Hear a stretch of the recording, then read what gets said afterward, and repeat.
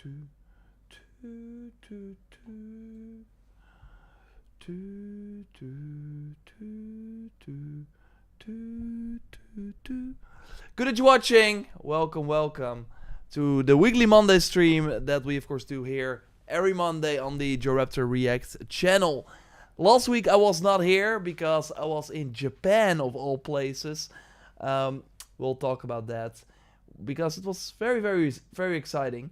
And yeah, it's now good to be home.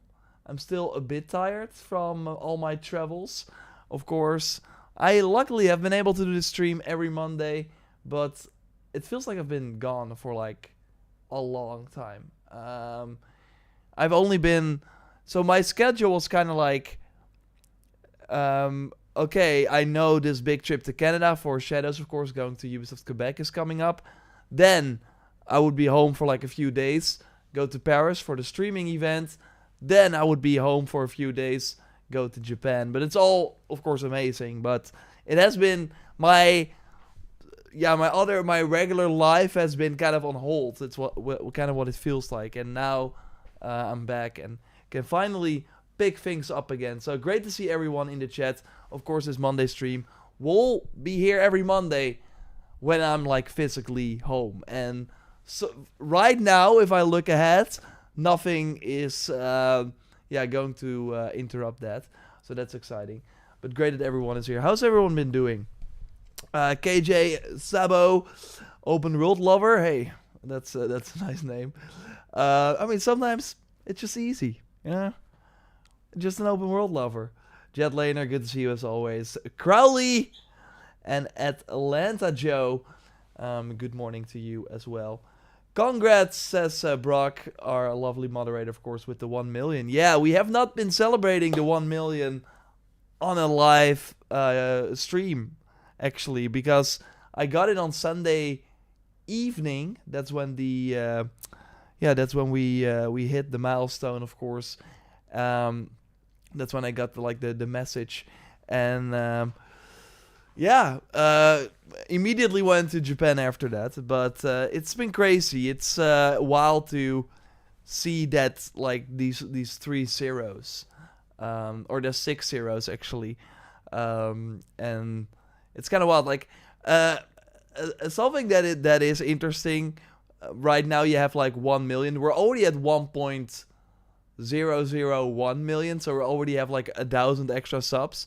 You don't see that on the channel anymore. Usually, you would, of course, every time we would hit 1,000 extra subs, you would see that like 936, 37.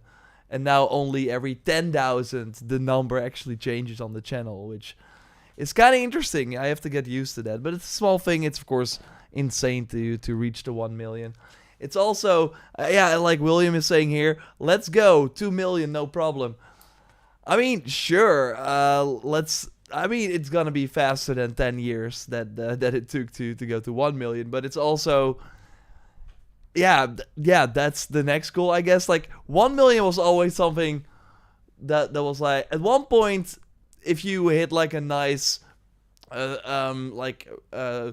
stride on YouTube and kind of got the ball rolling, at one point you will reach the 1 million. It's just a matter of time. Still, of course, you have to keep going, so it's not like easy or anything. But like now, okay, 2 million. I don't know if that's like... It seems so far away, and I'm not like a huge fan of immediately setting another goal or something. I don't know. Truly deserved. Thanks, Rumo Tonolo, good to see you again. Reddit Venom, hey, good to see you too. You all were almost 1 month from Shadows. We're almost there. Yeah, Kenny. It's crazy. It's crazy. I was lucky enough to play the game again in Japan, which was exciting.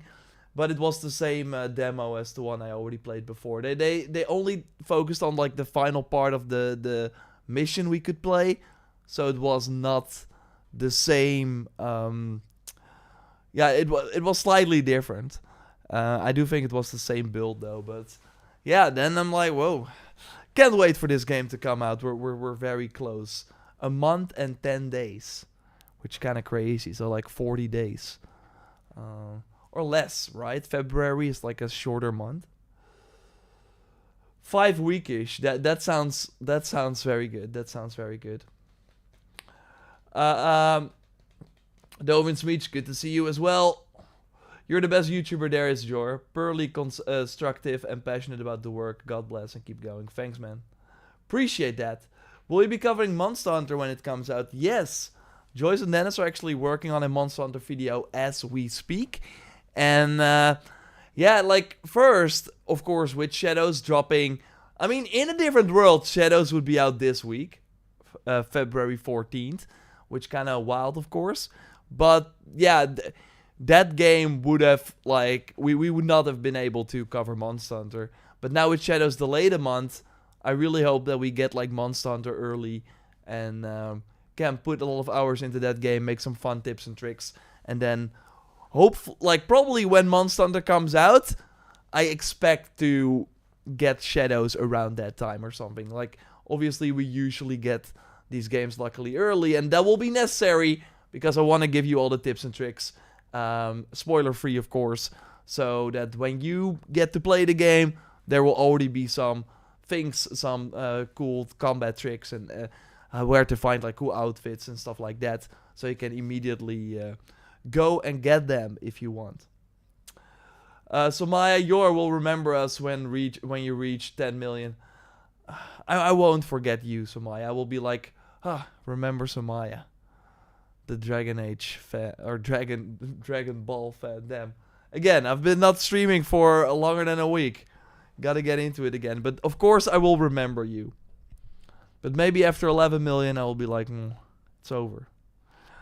Fragnard will be on there on Wednesday. Yeah, Fragnard last week. Joyce wanted to do the stream last week. That was the plan. But then Frankie Boy was like, I can't because I'm at a gaming event. He's just a busy guy. So yeah, we will be back this week, I think. We have to. We have to talk. It's a while that we have not discussed our impressions of Shadows together. Bro, how would you rank AC Shadows? Benjamin says. I'm gonna say 8 out of 10 right now. And I'm doing that because I know personally it might go higher than that. But I wanna, like, I think an 8 out of 10 is a good, like, starting point. And that way I'm not like over hyping myself or anything. But I still think it's gonna be, like, the demo we played was very short, very small. A very small section of one of the regions in the world.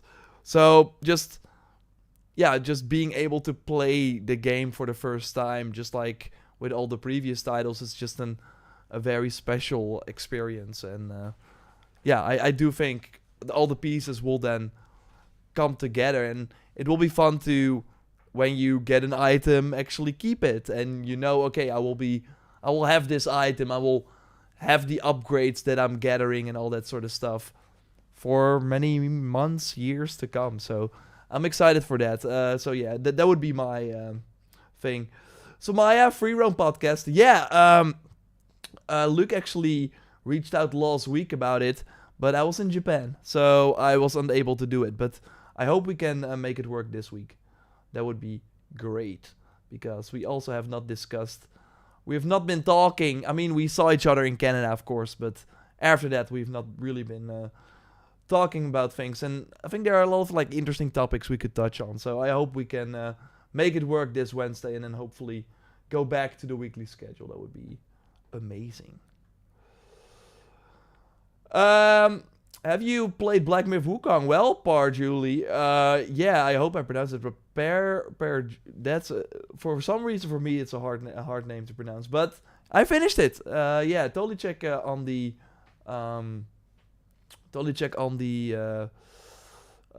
main channel. We made many videos on it. Magda Kelly, you back home? Yes. I'm not like, there's not a green screen. This is really my room. I'm back, and I have no plans to leave for the foreseeable future, at least. And I'm kind of happy about that. So, of course, every Monday we want to do a stream like this, where we discuss the gaming news together. So, Dennis, of course, with Joyce, and some help from Tom, our freelance video editor, who usually does the Sunday video. They, of course, put together the gaming news roundup. And, yeah, They got some interesting topics to go over. But actually some things happened in between when they finished the video and when it went live. Namely a lot of Warner Brothers stuff. So I want to touch on that. It's very interesting. I also want to quickly go over the state of play, of course, rumors. But I'm gonna wait a bit for that until later in the stream, because maybe Sony is like, hey, we're announcing it. I usually think they announce it like on, if it's gonna happen like on Thursday or Friday, it's usually going to be announced on Wednesday or something. High chance it won't be announced, but I will discuss it and go over some of the latest leaks and rumors regarding what we can expect there. So that will be exciting as well. And we got a new God of War rumor about a new... It's actually kind of wild. So we're going to touch on that as well. And I might like go over some Assassin's Creed stuff if I have the all the topics that I wanted to discuss. Let's see, did I have like everything here? Let's see if this is the video that I wanted to. Yeah, that's it. Okay. Did you go to Hajime Castle? No, I did not. No. But we saw many like temples and stuff. We mostly just like the event was in Kyoto, like at an old school theater there, which was really cool. But we mostly just walked around. I did not have a lot of time, but we mostly just explored a bit of the the temples and some of the like I went to many stores to the Pokemon Center and the Poke Cafe, which was kind of awesome.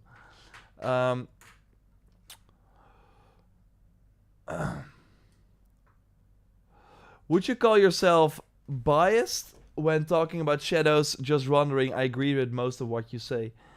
Benjamin, that's an interesting question. I see some like people ask about similar things. Hey, Skata, good to see you as well. So yeah, would you call yourself biased when talking about shadows? Just wondering. I agree with most of you say.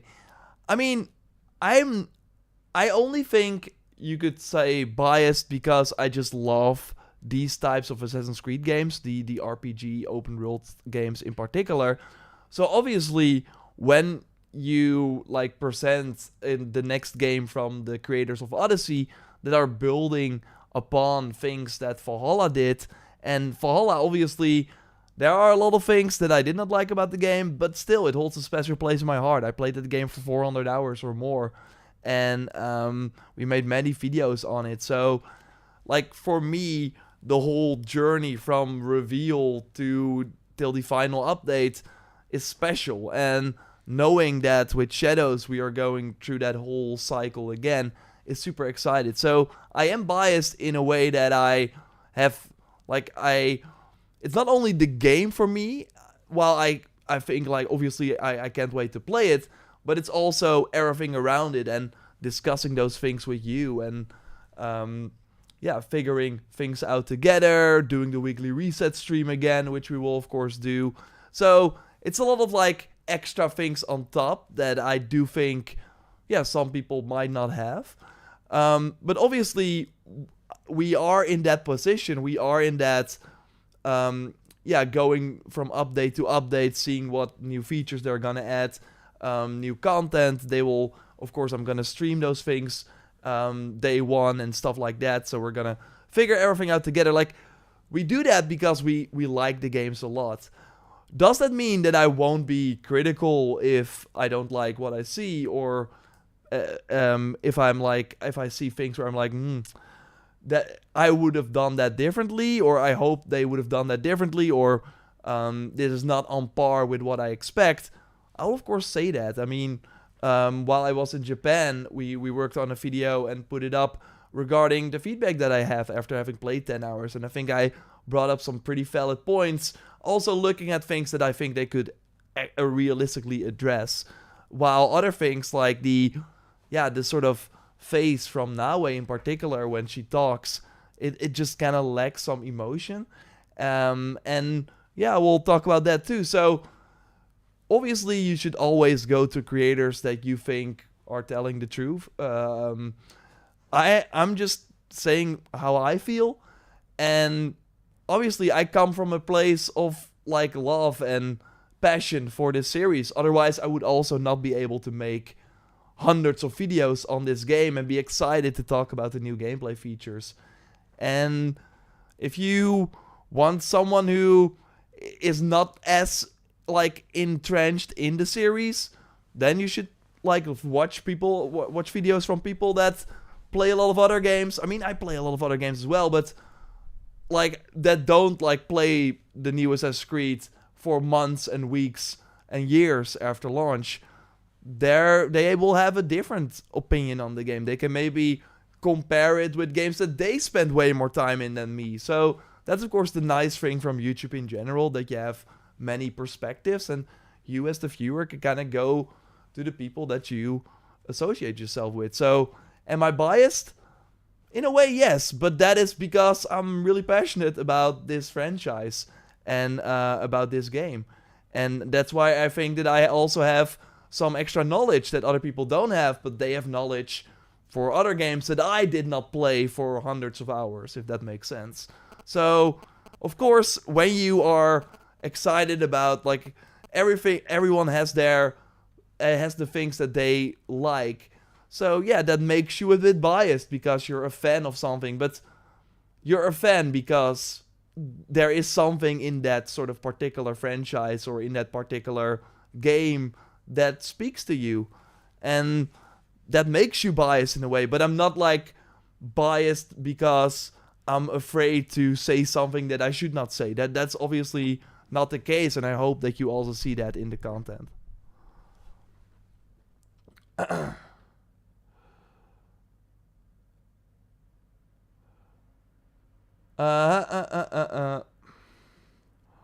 Brock says the game isn't even out yet and he already has 38 videos on the channel. Oh yeah, Father Jimbo says, did you see the video about how you can destroy religious shrines? Some people are upset. How do you feel about it? Like, did you play other Assassin's Creed games? Because we could destroy religious shrines in many other games and you don't have to do it. And actually the game forces you is not the right way, but they push you in the direction of actually praying at these shrines, and then you complete the location. You don't have to destroy them. It's just something you can do. Like, do you want GTA 6 to not let you destroy, I don't know, a bank from, or like a mom and pop shop from a guy who owns it and has a family, blah, blah, blah.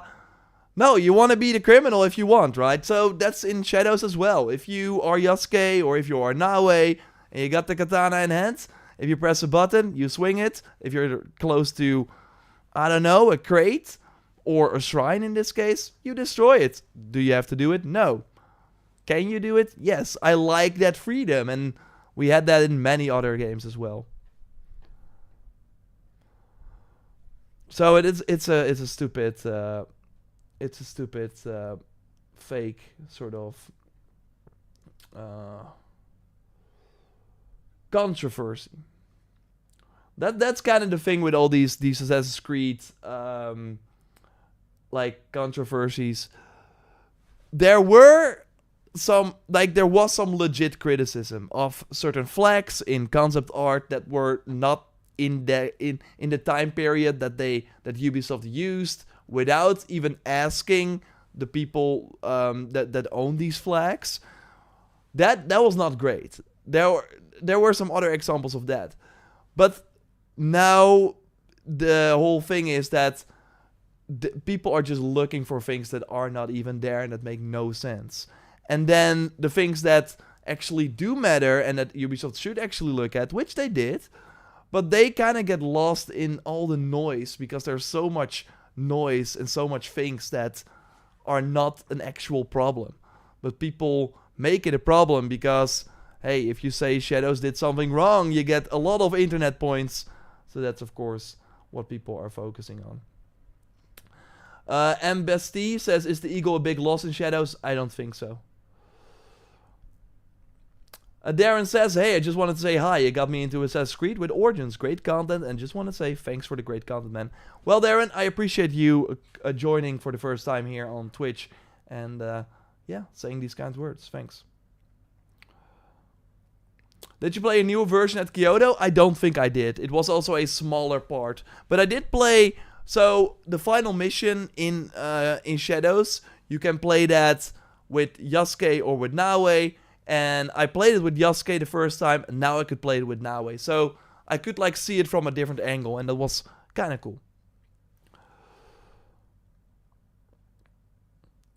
Lucas is saying, are you fairly certain we will get a lethal mode? No, I don't think we should be certain about it. They are just experimenting with game modes post-launch, and Jonathan hinting at something like a lethal mode.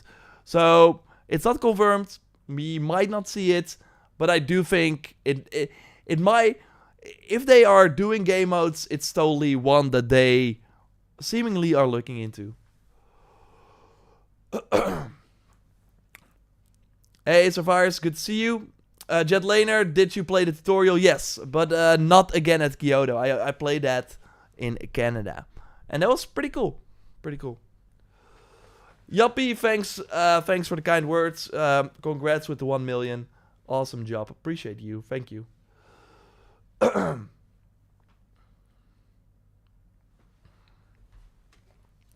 Tron is asking, do you think they will also delay Assassin's Creed Hexe by a few months? So to early 2027 instead of Christmas? No. I think that game will still be coming in November 2026.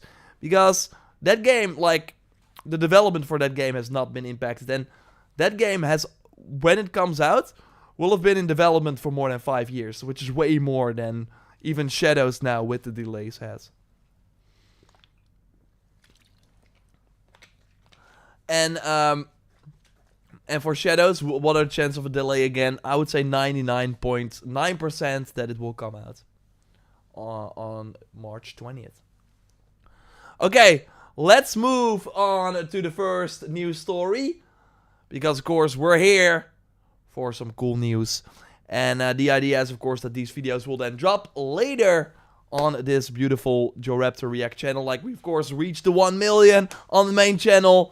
Now let's make it happen on the other channels, shall we? Okay. Whew. We've not been doing... I have to get into this groove again. I was like... We have not been here for a week. I've not streamed for 2 weeks, I think.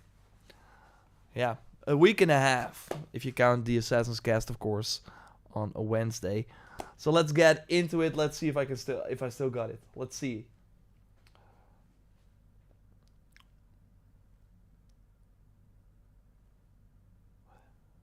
Warner Bros. Games is not doing well. So, of course, we learned this year that Multiverses is shutting down, this time for good. And also Suicide Squad Kill the Justice League is now officially finished because the final update went live. So, we learned that, thanks to Bloomberg, Jason Schreier, shout out, that the company has been counting on Suicide Squad and Multiverses to generate revenue throughout this year. But yeah, that's not possible if both games are dead. What we did learn in this article, though, is what they plan to launch in the coming years. And also what's up with Wonder Woman, for example. What is Rocksteady doing? What is Warner Bros. Montreal doing from Gotham Knights? It is all not very good news. And that kind of hurts me because... I really, like, as a huge fan of Shadow of War, Shadow of Mordor, I was looking forward to Wonder Woman with the Nemesis system. Like, where is the Nemesis system? It's kind of crazy that this one studio is, like, taking, like, that no one else can use it, and that we now have to wait for such a long time from the next game from Monolith. So let's go over all the news again. Jason Schreier, Bloomberg.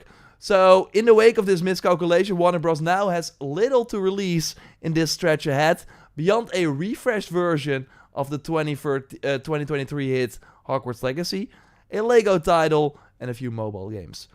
So, this is for basically this year or 2026. And it once again says a refreshed version of Hogwarts Legacy, which is exciting. Like, this is like a few days ago, it was once again confirmed we're getting the refreshed version of Hogwarts Legacy. Should include a 10-hour or so DLC with new missions and way, way more.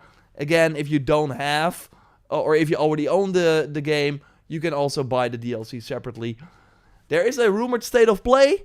Check out the video on the channel if you want to learn more about that.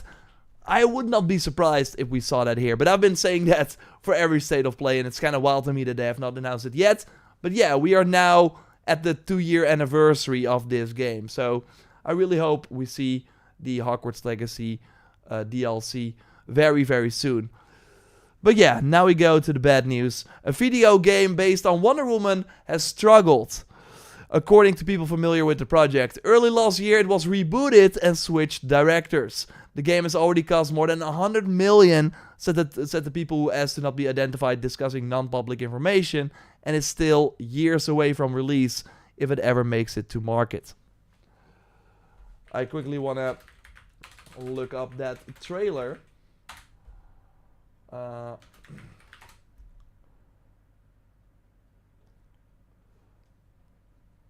Because that's kind of the crazy part. This was released December 10th, 2021. And it just got rebooted. Switch directors. It's still years away. If we ever see it. Because that is kind of the thing with Warner Bros. Right now. What is their plan? Like, that they're going to do a sequel to Hogwarts Legacy, that makes sense. Because that's a surefire hit. But Wonder Woman, it's already at 100 million. And they now got like 1 full year of development. It's probably gonna come out in 2028 at the earliest. Are they gonna make that money back? Or should they just cut and run? That's a sad reality, but we got way more info.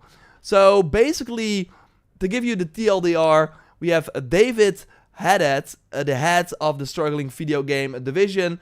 He would be stepping down. We learned about that. And what basically all the developers said, and Jason put this nicely on Blue Sky as well. So from the outside, we assume that the business functions normally. Developer pitches a game, publisher says yes or no.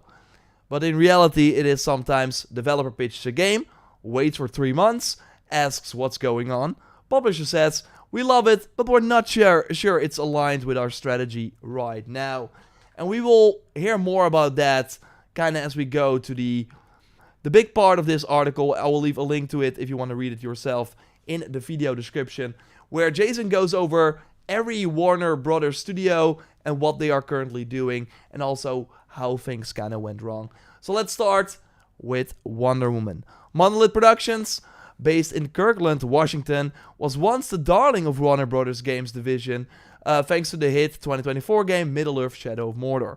A sequel released in 2017 did well, yet failed to surpass the first title. I liked Shadow of War more, but yeah, it did not do as well because they were shoehorning these loot boxes, of course, in the title, which was still kind of crazy and hurts because it was such a great game. Afterwards, the studio began working on a brand new franchise that would experiment with procedural storytelling. But executives at Warner Bros. Weren't particularly interested in creating new characters and universe from scratch, according to people familiar with the discussions. They suggested to Monolith's crew that they should attach the project to one of the company's many established franchises, such as Game of Thrones or something in the DC Comics portfolio.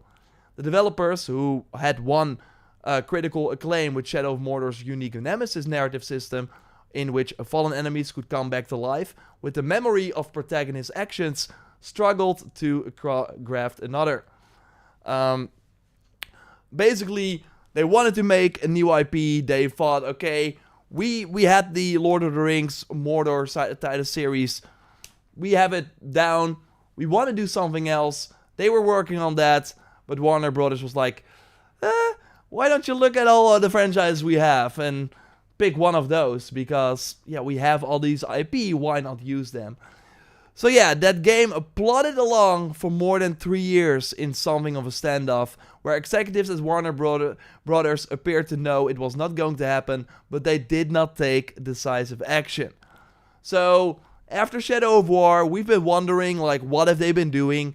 They were doing a new IP, and for more than 3 years, but it did not come to fruition. And then in 2021, they finally canceled it. So 4 years after Shadow of War, they were basically back to ground zero. The head of Monolith, Kevin Stevens, and most of his directors quit and started a new studio with rival EA. This is Cliffhanger Games, and they're now doing Black Panther. So basically, if you like Shadow of War and want to know what these people are doing next, look at the Black Panther game. The remaining staff soon pivoted to a game based on the Wonder Woman comic books. It has now been more than 7 years since the studio's last game. An initial version of Wonder Woman tried to reimagine the Nemesis system with the game's namesake. Heroine befriending enemies. We actually learned about this in a leak, in a survey. So, where it was like, okay, you can also, make friends with certain, like, characters that we know from the Wonder Woman comic books, instead of only the enemies. But the idea has since been tossed out in favor of a more traditional action-adventure game. Okay, so something that would make the Wonder Woman game very unique with the Nemesis system, thrown out of the window, was probably too complex, and now it's gonna be a more traditional action-adventure game. Doesn't sound that exciting. Now Wonder Woman's fate remains in question according to people familiar with the business because of challenges following the changes in Monolith's leaderships and issues surrounding the game's technology. Sounds to me that this will never happen. Like, on one end, I still think it would be awesome to have an open world game. I think the Wonder Woman universe, if they can make like her hometown and then or like her home universe or home Vanestea. Please correct me if I'm wrong. What the title of I always struggle with that name, but and of course like the modern world would be cool to have like 2 big maps or something. But yeah, I don't know if that's gonna work out. Like the Wonder Woman hype has also kind of died down. I'm not sure what James Gunn is like doing with her. We of course I do think know that they are looking for a different actress. So Juppy is saying frenemies for the Nemesis system. Yeah. But yeah, I think Wonder Woman, I always put it high on my list because, again, I love Shadow of War. I don't think we should... Themyscira. Thanks, Brock. Themyscira is, of course, where she's from. Okay, moving on to Warner Bros. Games Montreal, which helmed 2013's Batman Arkham Shadows and supported other projects, is one of the biggest pieces in Warner Bros.' collection of gaming assets. In late 2016, not long after Hadid took over to control over the gaming division, the studio received a new mandate. At the time, the success of titles such as Grand Theft Auto Online and Destiny, which generated recurring revenue streams long after release by convincing players to spend money. I mean, he's talking to a Bloomberg audience, has to explain what live service is. By the way, so basically, they had to make their own live service game. At Warner Bros., the game, the favorite buzzword became digitally powered.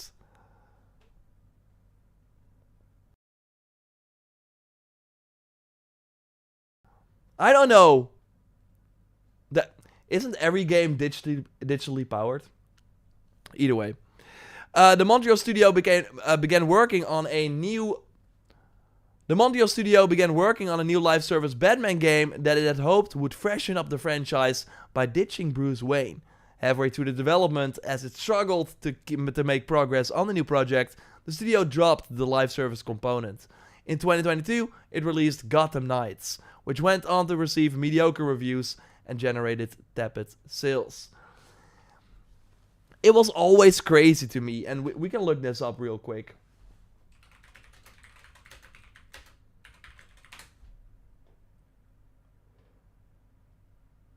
Let's see, because they had some crazy updates.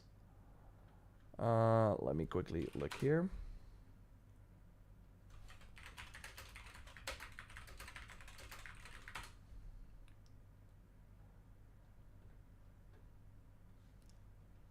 I remember seeing this and being like, what the heck is this?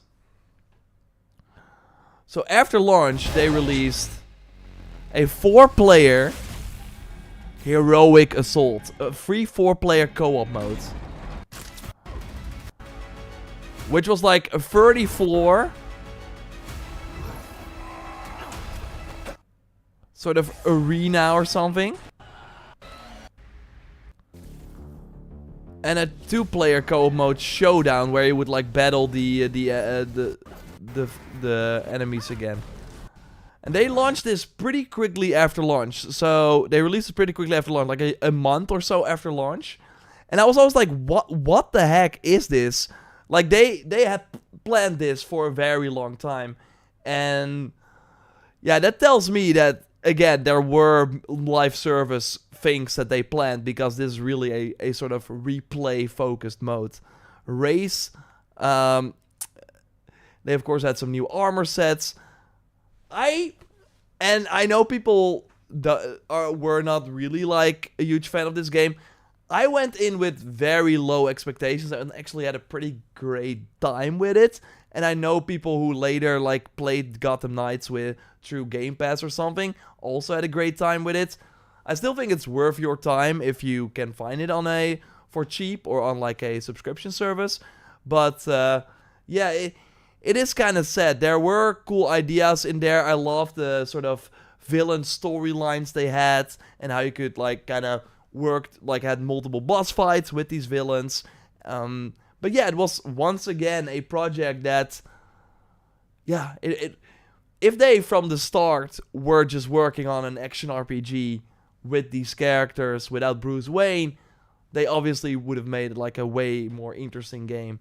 And now they had to halfway through ditch a major part. Like if you start making a live service game and then it changed, like that's the core of your game. Like this game should be designed to keep people interested for a long time, and then to suddenly drop that, then you have like a lot of systems that suddenly don't really work anymore. Even so, based on the hard-earned lessons from the previous development cycle and equipped it with new proven technology, the Montreal studio leaders wanted to make another iteration of Gotham Knights, a 1.5 version that would fix some of the predecessor's flaws. But their bosses nixed the idea, according to people familiar with the plans, and instead assigned the bulk of Montreal staff to help out with other projects across Warner Brothers. Let me know in the chat or in the comments, like, if you would play a 1.5 version of Gotham Knights. I do think it should have been like a free update and then like a sort of relaunch for the game. I think it could have been awesome, but there were some glaring issues with it, like the 30 FPS. The Gotham wasn't really great in that game versus the Batman Arkham titles. So a 1.5 version, like, it really depends on what they were changing, but again, I think there was something there, and but I also don't know if the ship had kind of sailed, right, for that game. So maybe it was the right call to not do the 1.5 version. I think it also would have depended for me, for like, how long are you gonna work on that? Is it gonna be like a year, and then you're launching this brand new version? That would maybe work. Longer, okay, let's move on. To be fair though, after that, they are still wasting their time, and we're gonna read about that here. So in the months that followed, the Montreal studio continued trying to get a new project off the ground. First, they pitched the game based on the comic book anti-hero John Constantine, who was played by Keanu Reeves in a 2005 feature film. I did not know about this. Had its team, led by a vice president of production Ben Bell, initially said they were excited about the idea, but when asked for a budget and the timeline approvals, they remained non-committal, according to people familiar with the plans. So again, these developers, they want to work on something, they have this cool idea, but they're constantly like fighting against these executives that have to give the green light, but simply are not doing that. So you're like, what are we supposed to do now? We want to work, but we can't. It must be very, very frustrating.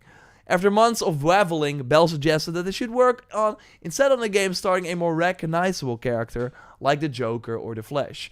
They chose to go with the superhero Speedster, but in 2023, Warner Brothers released Flash, a lavish movie starring Ezra Miller, which bombed at the box office. The video game has since been scrapped. This, to me, is one of the biggest sort of what the heck moments from this article, because we have seen this time and time again, that you should not look at movies and what they are doing and have that impact game projects, because games can stand on their own. Flash has a very, very great name, and sure, the movie did not do well enough for many, many reasons, but I still think a Flash game could work. Like, we've seen that time and time again, where a character in, like, a game, like, if you have a very cool game focused on this particular character, and you make, like, a great game around it, it could totally work. You don't need a movie about that, too. And maybe it could work the other way around. People are like, whoa, I love this Flash game. I'm now gonna look into what other Flash media is out there, right? So, that kind of sucks, especially because they were working on it. They were told, okay, go make a Flash game instead. Okay, we're doing it. And then, oh yeah, this thing that you had nothing to do with, this movie, it bombed. Well, don't work on this Flash game anymore. You just told us we should work on this, and now, oh my god, I cannot imagine how frustrating it is to be told this over and over. Over the past 2 years, most of Montreal's leadership have resigned, and rightfully so. Not just because of the lack of new games, but also due to frustration with their corporate bosses, according to people familiar with the events. Now, the Montreal studio is helping out with other projects, such as Wonder Woman, while working on a pitch for a new game based on Game of Thrones. Like, that's of course another thing. They own Game of Thrones, and it's kind of wild that we are not seeing a huge AAA game based on that. I would love that, but it also once again feels like the studio's been pulled everywhere. And now you're gonna do this. Now, what if, I don't know, House of the Dragon, the third season doesn't do well, and they're like, oh yeah, Game of Thrones is not as big as we thought. It must be so frustrating. I don't think that will happen. I do think if they're really going to work on a game based on Game of Thrones, for one, it's going to be very far away. I do think that will see the light of day. But things can also change. And we're going to look at what they will probably do. Like what Warner will probably do moving forward. Which also might not be good news for these studios. Avalanche Software, Warner Bros. Biggest hit in the recent years, was Hogwarts Legacy. Developed by the subsidiary Avalanche Software in Salt Lake City. They bought that studio. They were working on Disney Infinity first. Great get. Due to the conflicting visions and a team that lacked experience with the genre, the game took several turbulent years to develop. Teams were brought in from almost every Warner Bros. Studio, and some external ones too to help. Well, it ended up being worth it.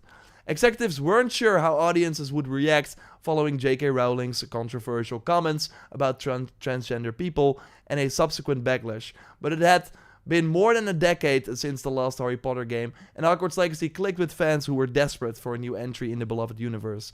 It went on to sell more than 34 million copies, according to Warner Bros., and became the best-selling video game of 2023. And deserved. That it's still like a special game. It's like so hard. I know not everyone digged it in the end, but you have to imagine, like, they had to make this game for people that never played games and still have it be exciting for people that play a lot of games. And I think while obviously there are a lot of things they can improve upon, I do think they hit like a nice balance overall. In September, though, Warner Bros. Published a follow-up game, Harry Potter Quidditch Champion, based on the broom-centric sport from the hit series. It received middling reviews, 66 on Metacritic, and has underperformed. So basically, a sign that not everything Harry Potter related is guaranteed to rack up huge sales. I still think they should have just like added that to Hogwarts Legacy. I think that would have been way smarter, but because again, Quidditch is like so hard, I think, to make into an actual game, because the rules are so kind of wild, and you cannot make the real game from the books and films. You cannot translate that very well to an actual game. And they, of course, did not really have... I did not like the art style that much. I don't know. That it did not do well, I think it only makes sense. Avalanche now working on new content for Hogwarts Legacy, as well as a sequel. Again, that new content for Hogwarts Legacy should be dropping this year. But the questions linger about whether the success of the first game can even be replicated, let alone surpassed, or if it will pent up demand has already been satiated. I think that's interesting. Let me know also here what you think in the chat and in the comments. For me, it really depends on what the sequel to Hogwarts Legacy is. I think they have to do a different school instead of Hogwarts. So, because that would really... Like, you cannot make an open world game in the same open world. I think the new content for Hogwarts Legacy should expand, like go to Azkaban and all that sort of stuff. And then the next real sequel, I think they should... Like, a different time period, I don't think will work. I think they have to be bullish. I think they have to do... Okay, we're going to a completely different school and let people see that for the first time. I think that would be very exciting. So Maya, do you greenlight your employees' IDs, or are you a mustache twirler Warner Bros. Executive? Of course, I'm a mustache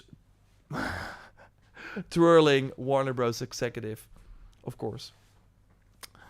To be fair though, they're still here.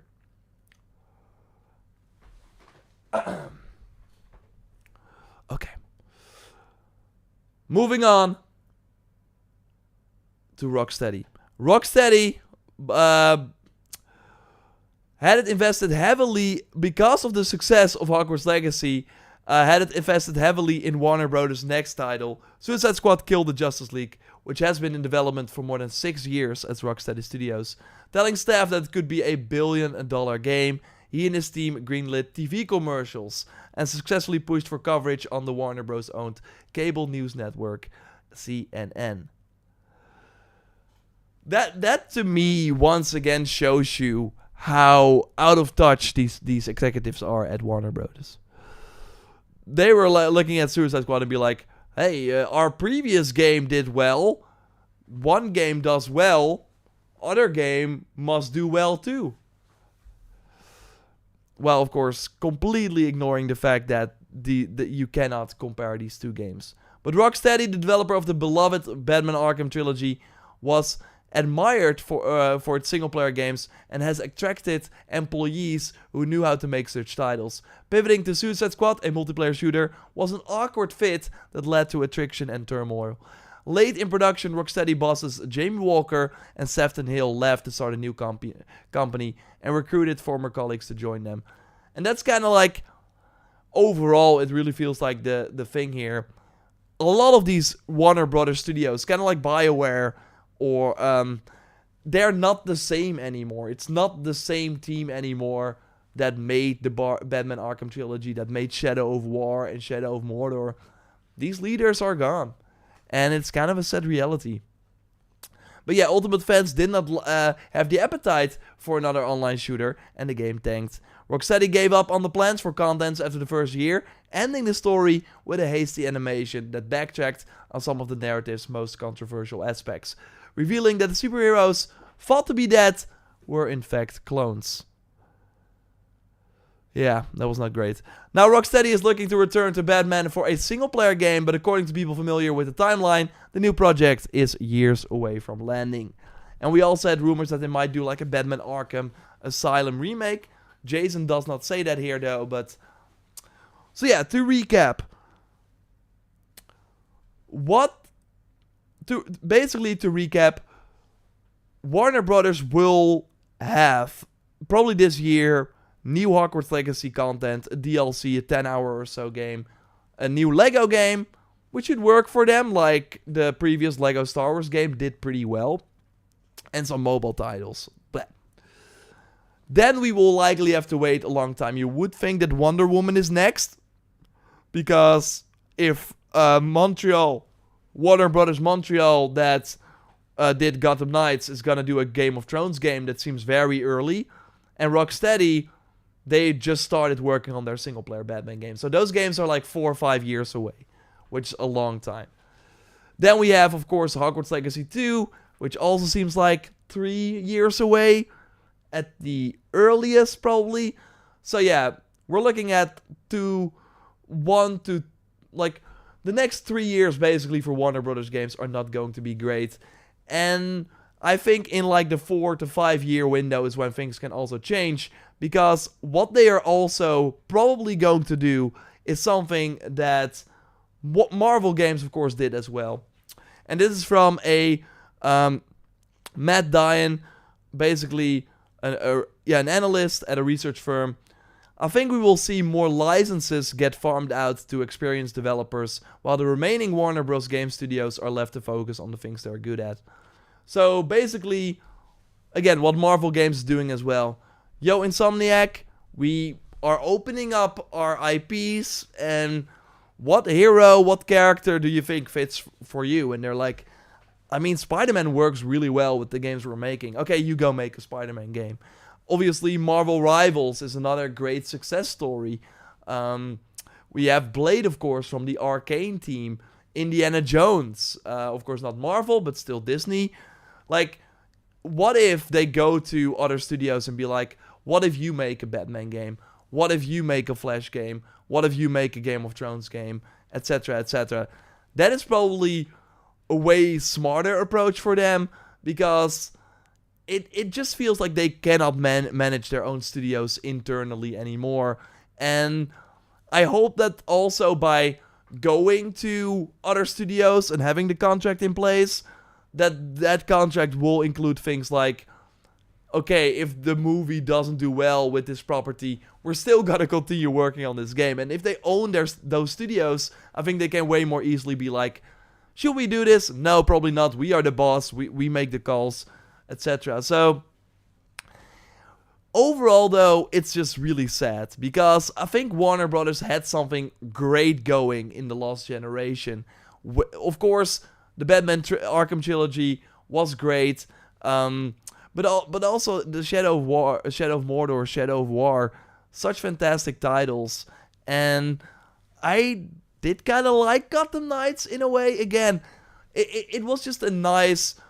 They were still doing single-player games mostly. It was nice to have that input from these teams and games made on these like awesome franchises that I all really, really dig. And of course a lot of people as well.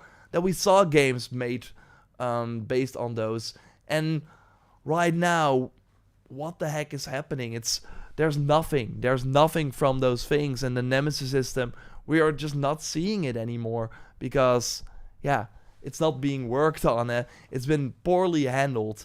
So I hope they find their groove again. Although I would not be surprised if something like a Warner Brothers Montreal, a Monolith, closes. Because they're just shells from what they used to be. They're not the same anymore. And if they can go to other teams and get a better fit and have them work on these franchises, then why not do that? I mean, we had rumors as well that Warner Brothers might be looking to sell off these studios. Maybe they will. I hope they try that first. Also, Rocksteady, like, again, the leaders, the founders also left. So, what is left of that? You now have a lot of people that know how to make third-person shooters.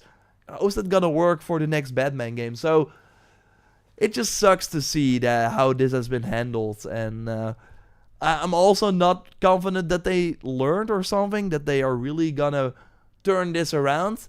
But we can only hope. And yeah, Wonder Woman, I'm not gonna hold my breath for it anymore. I don't think we will see it. And it seems like one of the coolest, interesting new ideas they had for the Nemesis system is not even happening anymore. So I'm only looking forward to kind of the Hogwarts Legacy stuff, I guess.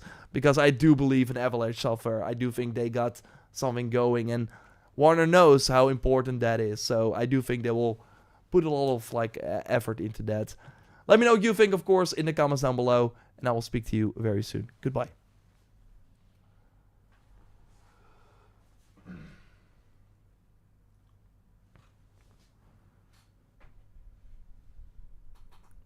I saw the video on that game. Was it real? It had Jon Snow in it. You mean East Blue Drew? What do you mean?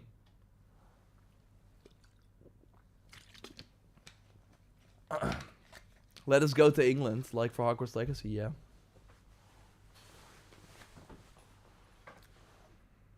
Nikita Jones, I totally agree with you. Wobo Wizzo, Warner Bros. Looking at Marvel Rivals and they are getting interested, yeah. This could have been us. And they got multiverses. Wow. That's another end of the stick, I guess. But yeah, interesting stuff overall. Your Pirate Yakuza comes out in 10 days. Will you stream it? I don't know. Probably not. I know that it's not what you want to hear. But we got other games that I'm more excited about. Yeah, it's crazy that we've not seen a Superman game. It is totally crazy.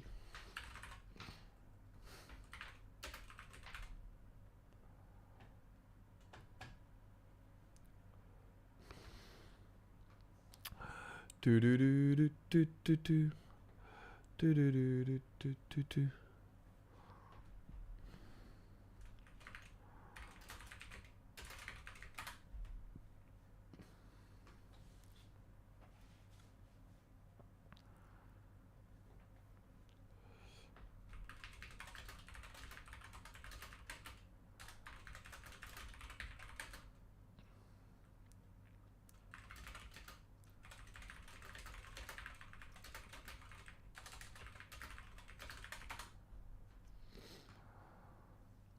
When will we see Ghost of Yotei footage? Well, that's a good question. Because we're gonna talk about the state of play, but maybe in like 2 hours they are going to announce it. Or 2 minutes, I should say. That would be awesome.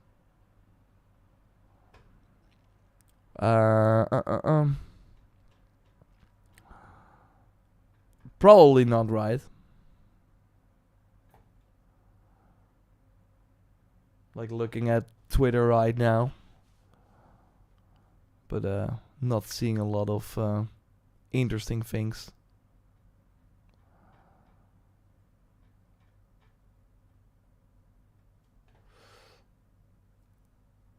About early access this week. Yeah, RoboWizzo, are you gonna play?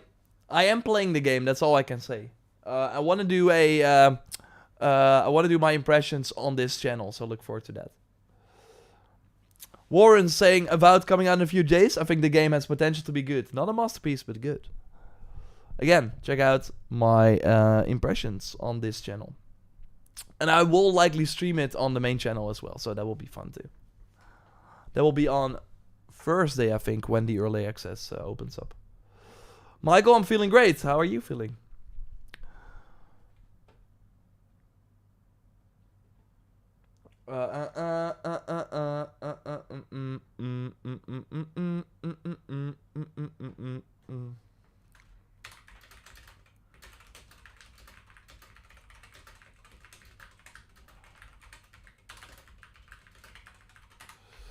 Blazing Flame, good to see you as always. Can you answer my question? Do you think the future of Insomniac Marvel games will include some type of multiplayer? Do you think first-party PlayStation games will also get multiplayer modes with the failure of live service? I mean, there were leaks that the upcoming X-Men games might have a co-op mode. So I could see that happen. I just hope they don't like throw away multiplayer. Or like they're only... If it's not a live service, we're not gonna do multiplayer. I hope they don't do that. I hope they don't do that. Okay, it's 6 p.m. Did anything get announced? I don't think so. Blog. PlayStation blog. No, okay. In that case, we're gonna talk about the state of freaking play. Hey, Markman, good to see you as always. How have you been? Okay, it's time for the state of play. State of play. I'm excited for the state of play. State of Play. And then we're going to talk God of War. You know, God of War. Okay, let's do it. Let's freaking go.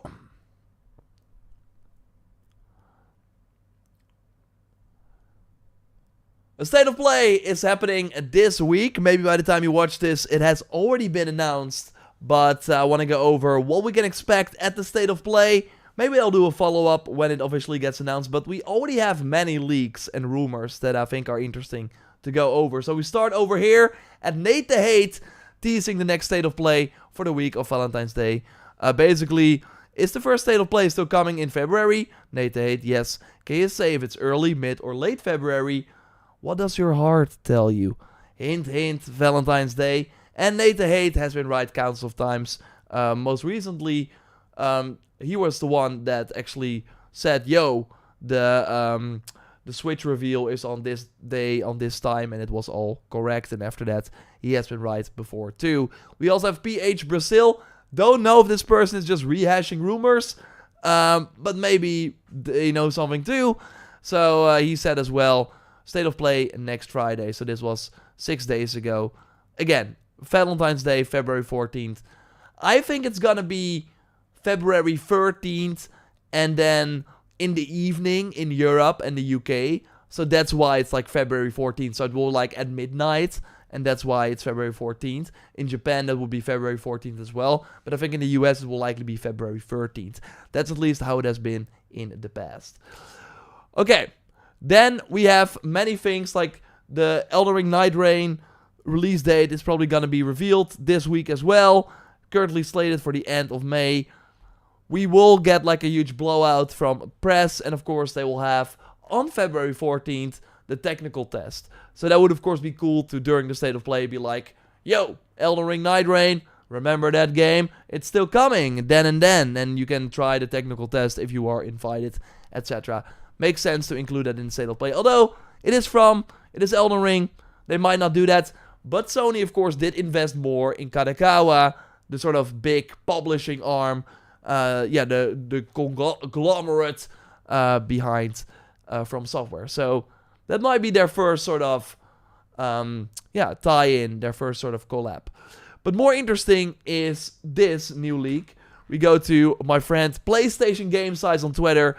He said, Hell is Us. Release date September 4th. Deluxe edition September 1. Basically confirming there is a more expensive edition for the game. $80. And yeah, that will give you 3 days early access. I think that's... I mean, the game looked great. Remember this game? It was like...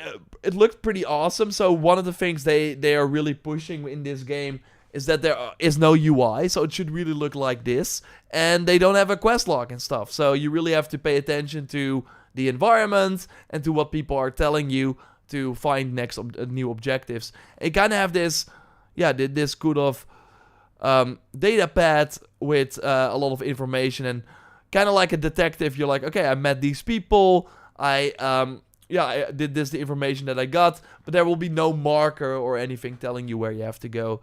And I think in particular the world just looks awesome. I love this shot in particular, which is kind of awesome.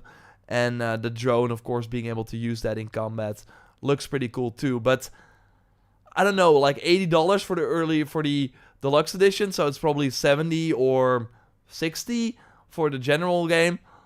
They have to show way more to convince me that it's like worth that, like that full price, that like AAA price. But again, it has potential. It could be really cool. But we will have to wait and see. But like it being leaked right now tells me, yo, this is gonna be another State of Play game.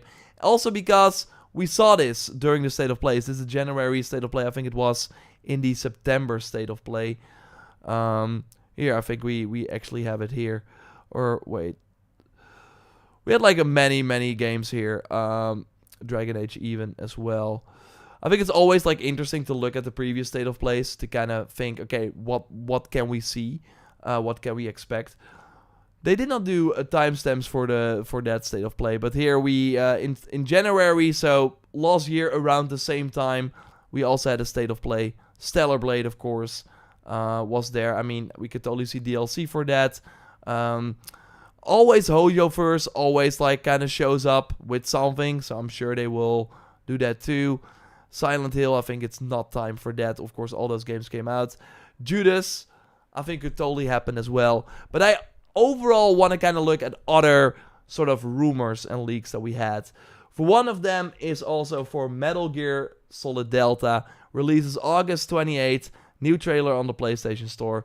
Basically, it got leaked. I'm not sure if this still works. There we go.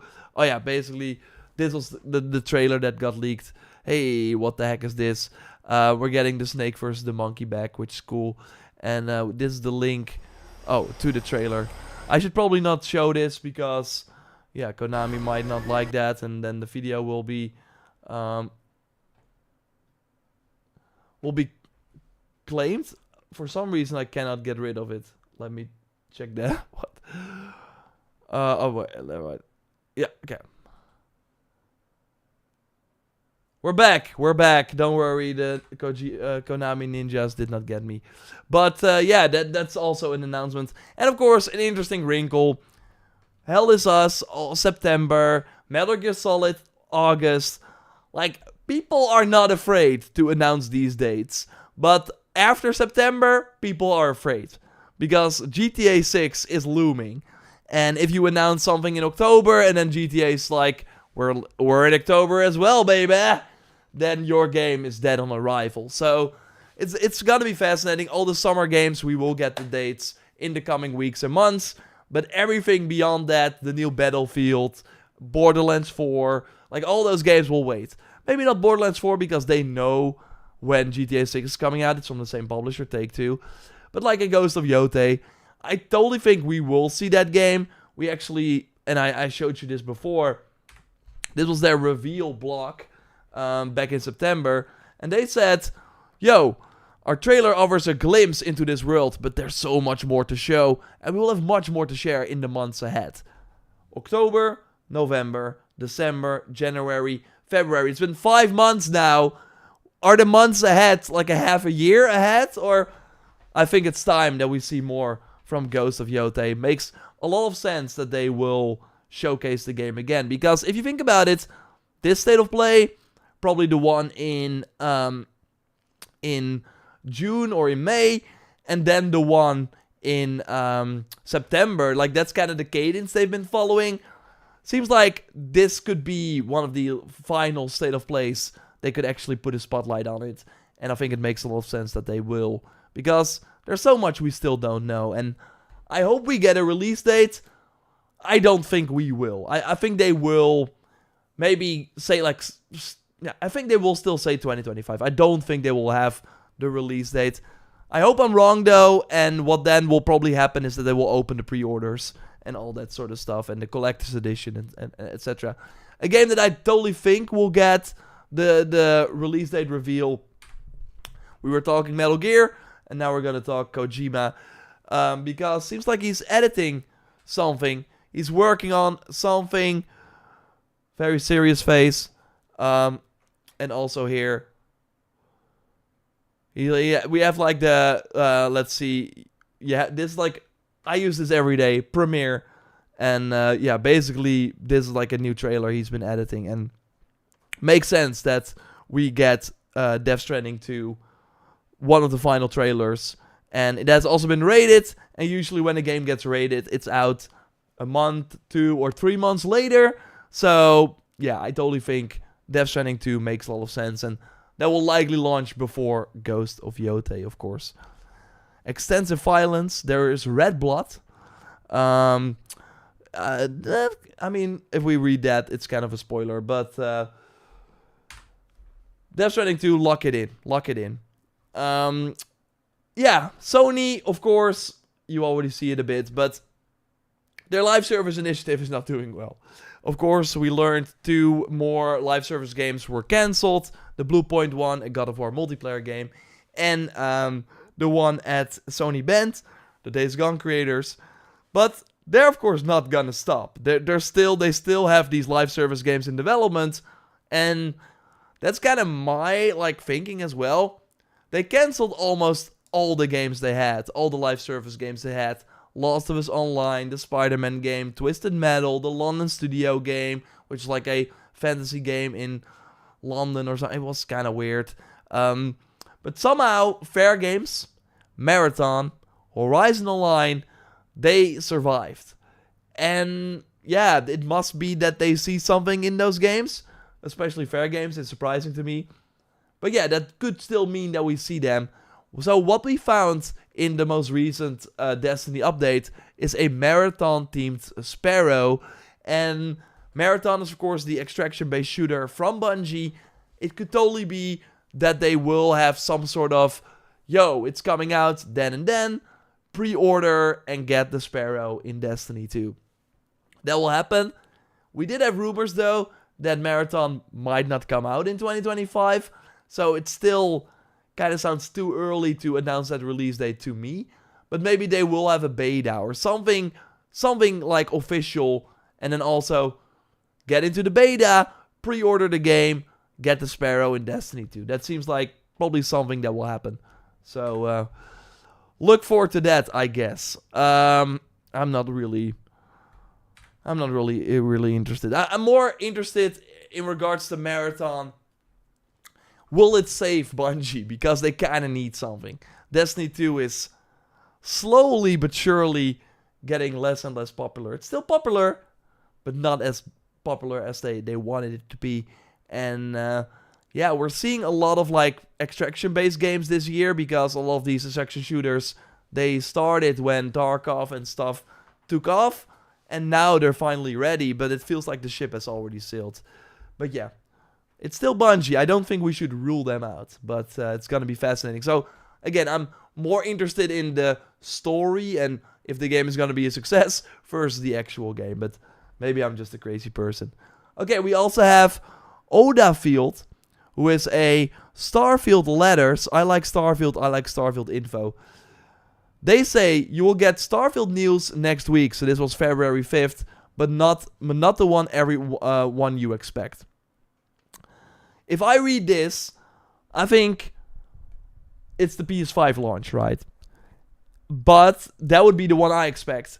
But this person is, of course, a Starfield person, like a hardcore, talking to people that already played the game. So maybe they are expecting the new DLC. Maybe we should not read into this, but of course, Forza Horizon 5 is coming to PlayStation. We know more Xbox games are coming over.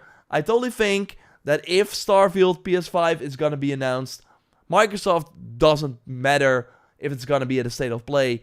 And I think Sony would like that too. So, throwing it out there, I could see Starfield PS5 show up at the state of play. But yeah, don't hold your breath, of course. This person, I don't know who they are. But hey, I wanted to throw it out there just as a nice bridge to a sort of prediction for something that could happen. Another thing is, of course, we heard about this for a very, very long time already. But now, February 10th, we once again got the confirmation. Hogwarts Legacy new content and refreshed version are under development. They had the big push, Sony, for Hogwarts Legacy. I've said it many times. I really, really think if they, like, it's the 2-year anniversary now. I don't think you want to wait that long for this. But yeah, Jason Schreier, Bloomberg, once again confirmed this is coming. And I know I kind of lost hope too, because it's been a while, but I believe again. And yeah, if it's, I don't think they want to like announce it and then have you wait like a few months. So it really depends on how far along they are. But they of course recently did the mod support for the PC version. So there have been there have been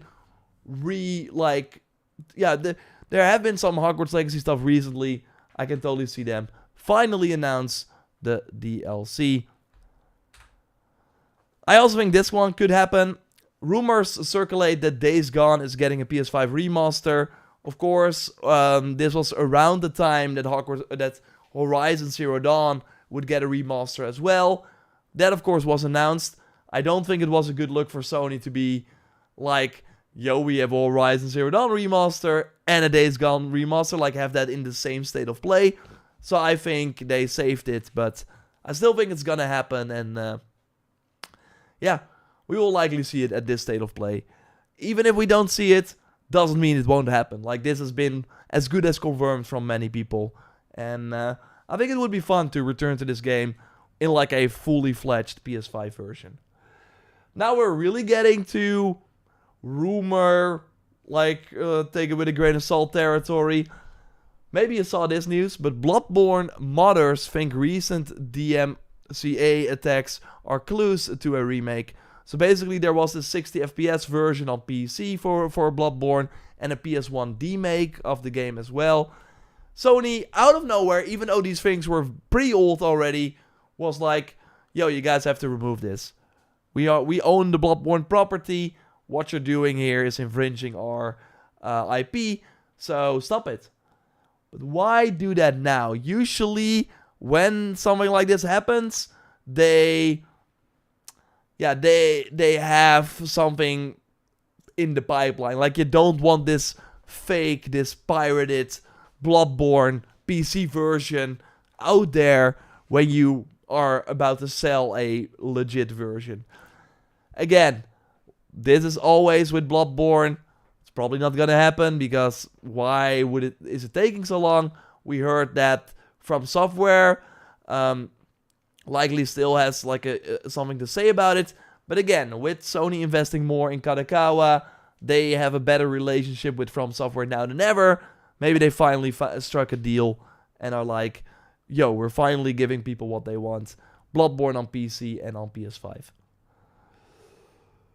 But there's another one, and I'm gonna keep repeating it. But here in, let's see, December 2022, it's exciting time for us to join. We have many open roles across multiple departments, so check out our career page. So 2 years ago, they had many job openings. They are continuing to create epic solo adventures for Aloy, but there is more. A new internal team is developing a separate online project set in the Horizon universe, featuring a new cast of characters and a unique stylized look. Fans will be able to explore the majestic wilds of Horizon together. We still have not seen this game. This is probably the biggest live service game they have in development, next to Marathon, although Marathon is of course something they kind of bought, because Bungie was already working on it when they bought Bungie. I'm scared for this game, because this could be another Rocksteady, Crystal Dynamics, BioWare, single player, purely, mostly. I mean, they did Killzone, of course. It's different though. Studio pivoting to live service. That's what this is. And the stylized look. But I want to keep an open mind. I love Guerrilla Games, one of my favorite game studios. I love Horizon, one of my favorite franchises. So, on paper, this should be amazing for me. We will have to wait and see. But I hope we finally see it. But yeah, it's 50-50. We could also not see it.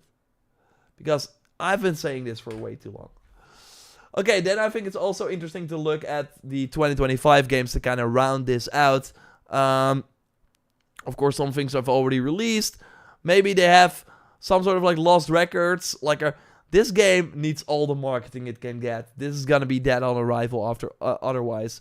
A new Life is Strange, basically, from Donut. I think it would be awesome if they could get a trailer in the state of play.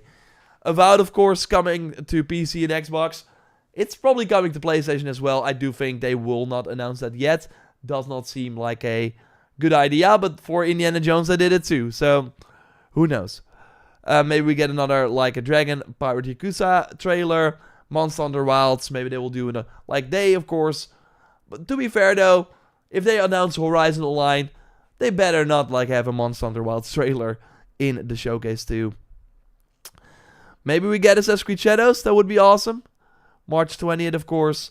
Rise of the Ronin coming to PC. Maybe they will put it in, but that has already been confirmed. I could see them like, probably not, like Stellar Blade might come to PC as well. I think they will probably do their own announcement too. Not through the PlayStation channels. Claire Obscure Expedition 33, it's also, an Xbox game. So yeah, it's not a lot of other potential PC or PlayStation games coming out in the near future that could get another look. So I hope we get some surprises as well during this event. But I think we already went over quite some potential games. So of course, let me know what you hope to see. And subscribe for way more videos like this. If the State of Play gets officially announced, we will likely... I might do a follow-up video if we have more info and more leaks. And of course, we will live... Boom. And of course, we will live react to it as well on the main channel. So, yeah, look forward to that. I want to watch it with you.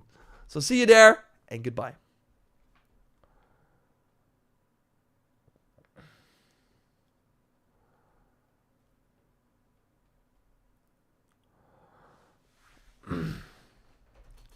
Same rumor when Bloodborne Card had to change its name. They hit anyone infringing copyright. It means nothing. You might be right, Mr. Raven, yeah. Probably. Unique stylized look, Fortnite. Yeah, somebody, I'm kind of scared of that.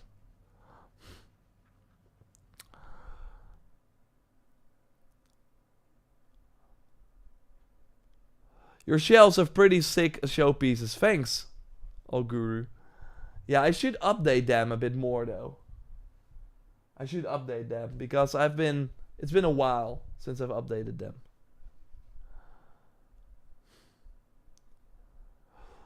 But yeah, Lady Blah Blah, Monster Hunter Wilds new trailer or gameplay at State of Play, probably. Marathon is gonna flop hard. Makkerman, that new Horizon game will release when GTA 6 comes out, probably. Week before. You're close some tabs. I'm getting a headache just looking at them. I mean, that's how we roll, right? I prepare all these videos for you, all these topics. So yeah, sometimes we have a lot of tabs. What about the other new PlayStation first party titles? Do you think they will include multiplayer modes like we used to back in the day, or do you think it's unlikely?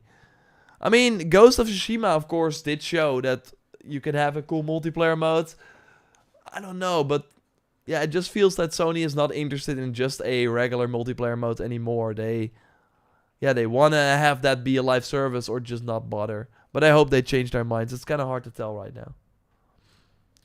Any news about the modern day gameplay for Shadows? Not really. Did you watch my Animus Hub video, Reggie Milk Inc. fan club? When do you think they will show more of Wolverine? I think it will be a while. I think next year. Maybe Game Awards at the end of this year is probably the earliest they will announce it. It kind of depends on if we still get the Venom game, of course, as well. The Venom game from Insomniac. I hope so.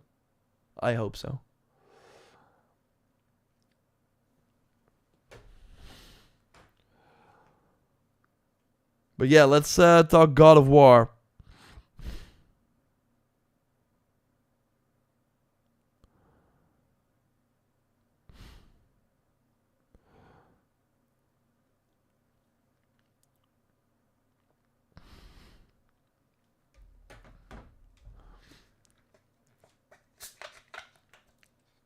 Resident Evil 5 got rated. Yeah, I saw that. Was it only on Xbox, though, Rich TM Evans?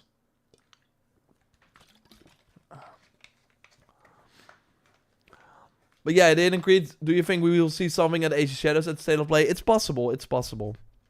I hope they do something for that. God of War in Egypt. Well, I'm not sure if you watch the channel, but no! It's not Egypt. Pirate Yakuza sweep coming this year, Game Awards. I hope so. That would be awesome. Maybe then I will try it out. Okay, let's go to the other topic that we have.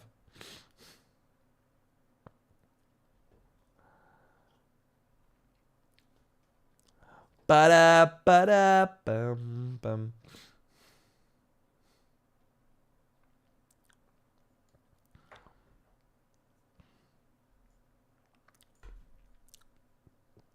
Irish is saying, have you disclosed where you've been traveling? No, but I got this.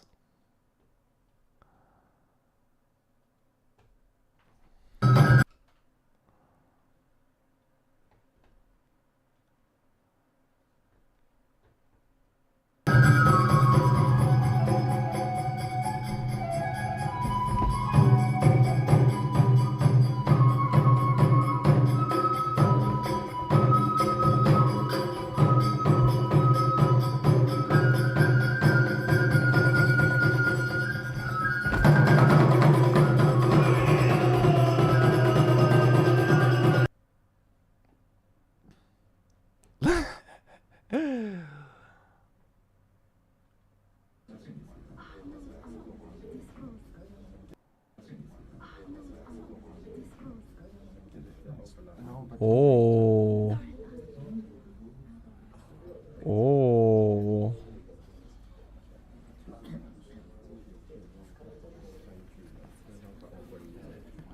Collector's edition statue.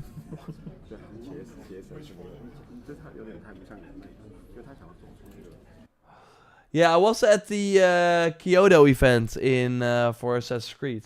It was really, really cool.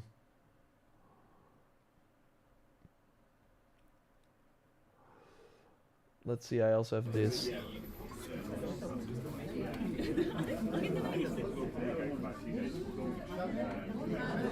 Pretty cool art. Marvel Fanatic, do you think next game is likely Days Gone 2 from Sony Band? I don't think so. But they might do something in Days Gone universe. That jacket is sick, I agree. Jor broke the glass and stole the figure.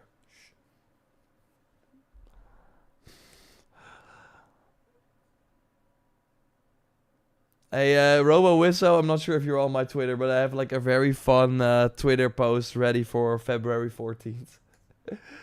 Hint, hint. Hint, hint. But yeah, I agree that jacket looked awesome. Let's take another. There were like 2 different jackets. It's like one with Naoe and Yasuke and one with the Kusarigama. But yeah, I hope they release them, and I'm not sure if we can like already get them, but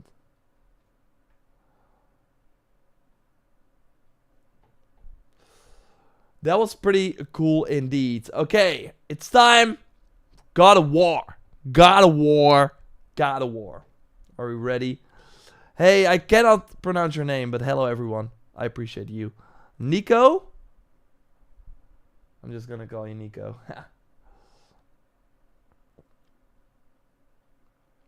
Did you get any mementos? What do you mean, Irish? I saw it before you deleted it. But let's go to God of War. I'm excited for it. Let's talk about it.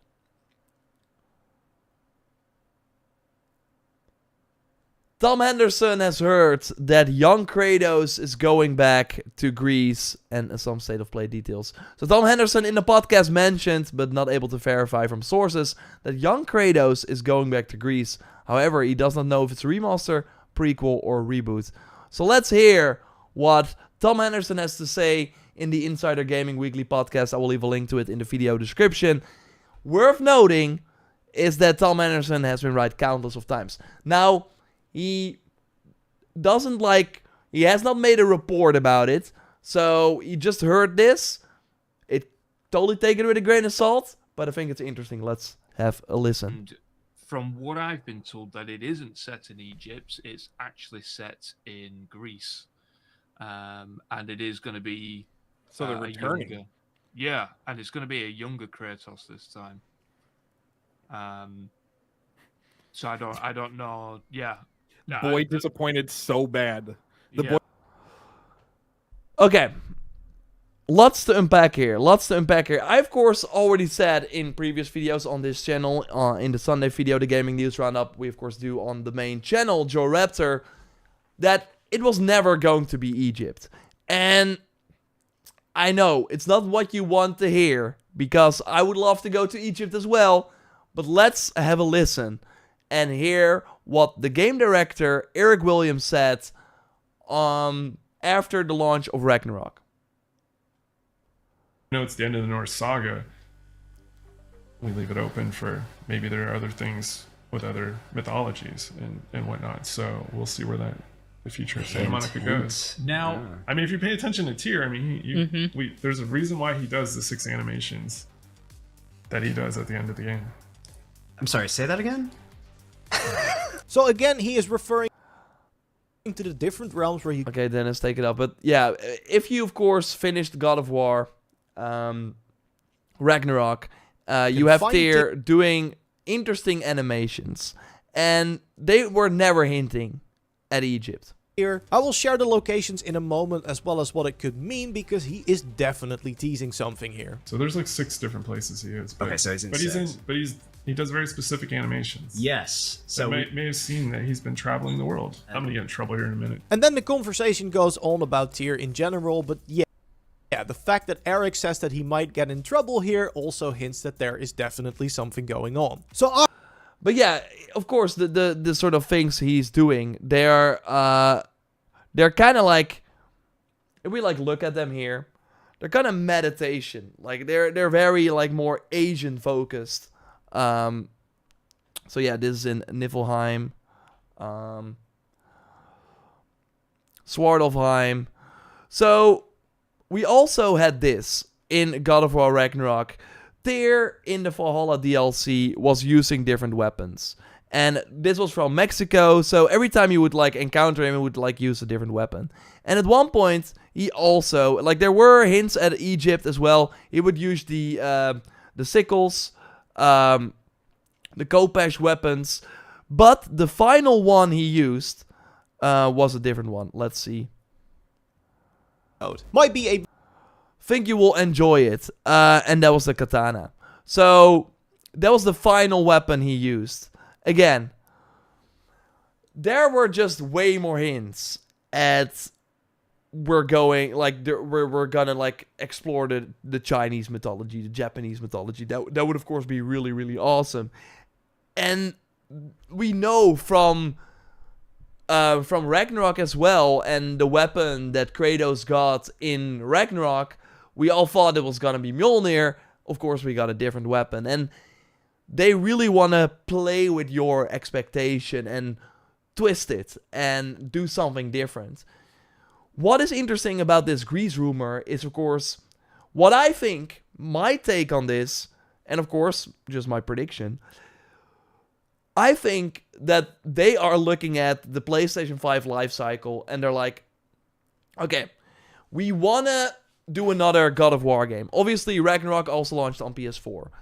And that was a huge success. Like, God of War is the most successful thing Sony has right now. Period. Helldivers 2 is of course great, but like, in terms of like the money they make, they don't have to pay Marvel, like with Spider-Man. The Last of Us is not as big as God of War anymore. They own God of War like big time. It's the biggest thing they have. They want to have another God of War game during the PS5 generation. And I don't think having another like next big thing that might be also part of a new trilogy or like a dual sort of thing, going to the real next mythology with the Kratos we have at the end of Valhalla, with a grown-up Atreus, etc., etc. That's probably a way bigger undertaking, because they're basically starting from scratch. Sure, it's still Kratos and the familiar characters, but they have to make a whole new world again. And I think they probably want to save that for the PS6 and then make two games, like the next one built upon the things that they built with the first game. So basically the next big God of War 6 or whatever you want to call it, they want to have that on the, or God of War 7, I don't know, but they want to have that on the PS6, I think, and then make a second game there. Meaning that they have this sort of gap on PS5. And yeah, a cool way is to, with this newer style of God of War game, go back to Greece. And it's not weird. Because, and then we go back to Valhalla, what did we see in God of War Ragnarok Valhalla? In the free DLC, we saw Greece enemies. And this was a free DLC, and it included so much like new assets and new enemies that we never really see in free content. Like even live service games don't give us this much like free, the amount of like free stuff. And of course here we had these like more regular enemies. We also had the Cyclops. There were a lot of Greece enemies in the Valhalla DLC. And yeah, it was cool for Ragnarok and for Valhalla, but they already made those enemies. I think going back to Greece, they also had some assets made for the Valhalla DLC. They can reuse that. It already works with the new combat they've created. Obviously, Kratos is gonna be less capable. again, I can see this happen, and I can see this be like a smaller title. But they will probably still ask full price for it. But I can see for a Santa Monica this being a like less of an undertaking than really going from the Norse saga to what will be probably the Asian mythology saga. And I always think they will do an Egypt thing because people want it. I know that, but they wanna go for that Chinese mythology or something, probably. But to do that, they need, if they want something to release during this PS5 life cycle that probably takes 3 years, 4 years to make, this Greece game makes more sense. It could also, again, like we see here, it could also totally be a remaster, prequel, or reboot. But him saying a young Kratos going back to Greece, I don't know. I think this sounds more like a sort of Miles Morales type thing, but probably still bigger. I do think this will be full priced if they're gonna do it. But it's fascinating. It's fascinating, I think. I know people want Egypt. I agree. I think that would be amazing. But again, Santa Monica wants to play with our expectations. And after playing Wukong, Ghost of Tsushima Legends, like, there's so much cool stuff they can do with the mythology that we don't really know a lot of. And I think the Asian mythology just has so much cool things that we could then explore through the lens of God of War. And it is what they've been teasing in Ragnarok. I know people don't want to believe it, but like I showed you, Eric Williams has said it. We look at what Tyr is doing, that should be the hint. So I think, to recap, I think Tom Anderson has been right many times before. Of course, grain of salt. If this is true, I think this will be a PS5 exclusive God of War, smaller title, like still huge, but like smaller for Santa Monica to create, while they, for the next game, for PS6, make this brand new mythology that we can explore. And now, in the meantime, to still give us something cool for God of War, go back to Greece. It's an easy win. It's an easy win. Sony kind of needs an easy win right now. And I hope it's true, because I like Kratos. I want to see more of Kratos. I always said, an Atreus game, probably, I don't know. But I think after, like, one of the biggest, like, takeaways from Ragnarok was, of course, that people did not really like the Atreus parts. So it's gonna be an easy win for them to say, yo, we're just gonna make a game in ancient Greece with only Kratos. And it's gonna be just as crazy as like, especially 3, of course, with the huge set pieces, but then with the PS5, like, graphics and stuff. That's gonna be wild. I hope this is true. Let me know what you, of course, want to see in the comments down below. But, take it with a grain of salt. Again, I think I talked about some things that might make this pretty reasonable. But yeah, when we'll see it will likely be a while. But, interesting stuff. I will speak to you soon, of course. Don't forget to subscribe. Goodbye.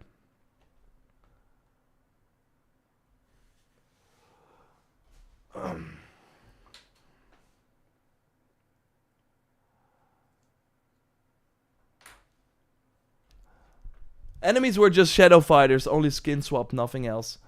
Not all of them, though. Not all of them. Some of them totally were different.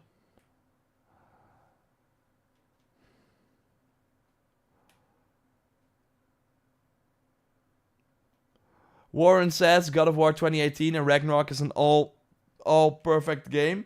I agree. They're amazing. Atreus need to have a training arc. They need to do something with Atreus before we go to the next game.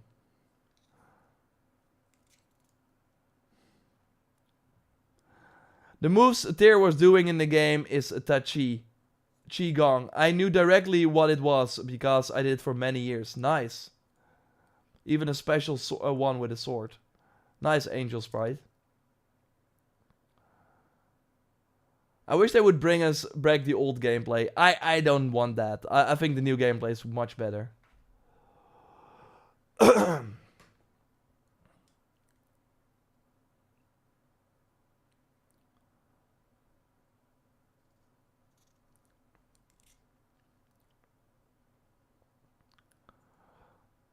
We have enough games in Japanese mythology. Give me Egypt. Give me Aztec. That is a great point. That is a great point.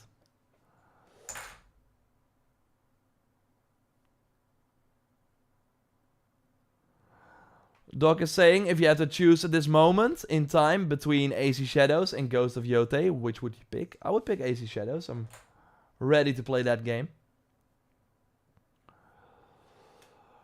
Joda Soda, do you think we will get a full-on PlayStation showcase this year? If so, summer or fall? I mean, if we get one, it will probably be in June or end of May. But I don't think they will do it. I think the State of Play makes sense for them because people have lower expectations. I think we will see a PlayStation showcase again, probably before the PlayStation 6.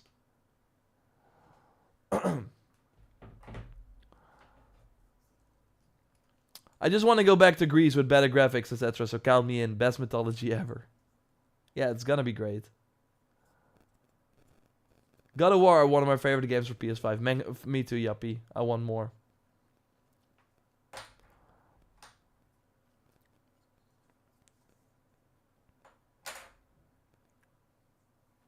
I think East Asia, like Japan, China setting, are a little overdone at the end of the year, yeah. That's right. Still, though, I think God of War makes... Like, the Norse mythology has also been overdone. But I for Ragnarok, I still loved it. Because their take on it is so mature. It's so cool. Dog Hamster saying, any thoughts on the recent PSN outage? Well, all I know is that I was on the plane when the network went down. I got out of the plane and the network was back up. So, maybe it was like they knew... I was like not able to play anyways, so they dropped it. But overall, I think it's great that they... Like, some people are like, only 5 days? I think 5 days of free PS Plus, that's pretty good. Young Kratos was stronger in combat in the trilogy with the blades, I think. Really? The set pieces in the older games were better, but newer games have overall better combat. Yeah, Samaya, I agree. You really see the placement of the enemies and just the overall balance, and it's just so well thought out, and it just feels great to play. They made a cut teaser for God of War 2018 that was supposed to be set in Egypt. Really? I think wasn't that? I know in Ascension they cut out the teaser for God of War 2018, or was that the one you mean? Oh, was it a teaser for God of War 2018? I think I heard that, but I never knew if it was like actually happening.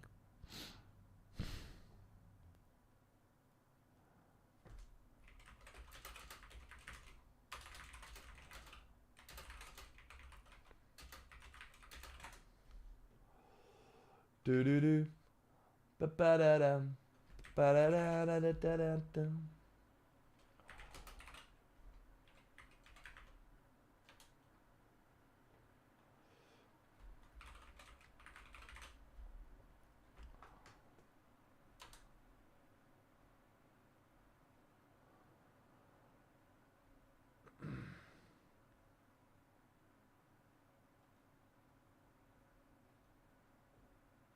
Ba-do-do-do-do-do-do-do.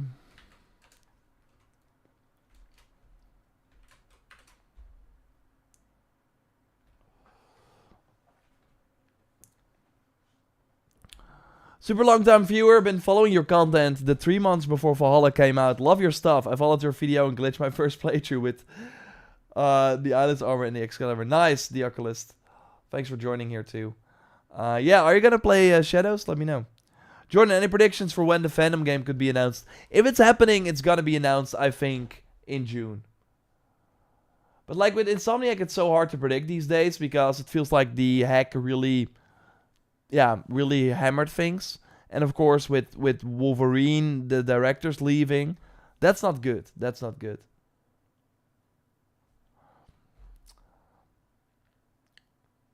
Do you have any God of War figures? I do have the Mjolnir from the Ragnarok Collector's Edition.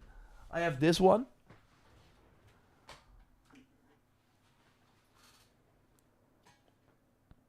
Which is pretty cool. But no, overall, I don't have a lot.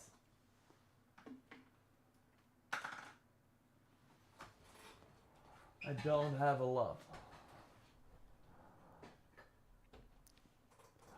I'm just curious what else Sony has in store. Hopefully they put more emphasis on the indie games like Sword of the Sea and Little Devil Inside now that all the live service got crushed. Yeah, let's hope so. I think the State of Play will totally have some indie games. Logan is in trouble, yeah. One mechanic I loved in God of War 2 is that enemies could not hit me when I was blocking. Huge advantage. I mean, right now you still have those shields, of course, that are pretty powerful, but I don't know. I like the more aggressive approach in the newer games where, yeah, you kind of have to. I mean, yeah, you don't have a lot of like defensive options. Although getting the parry under control was pretty great too. They only took so long to do Japan because it meant they couldn't get away with using the same group of European voice actors they've been recycling for 15 years. Which game are you talking about, Punky? I've got God of War tattoo with the Black Flag logo on my hand and the Origins Eye of Horus at the back. Damn. I'm always plugged into the enemies. Yes, you are. That's crazy. Nice, man. Doug Hamster, 1 million subs. How did you and the team celebrate? Well, I immediately went on the plane to Japan, so I kind of celebrated myself. But yeah, we still should celebrate. It's kind of a weird time, though. Because, of course, Shadows is coming. We have Monster Hunter coming. So, and I also wanna have the gold plaque, of course. So, we will celebrate, but it will be some time. Because, yeah, we can better celebrate when we have more time, if that makes sense.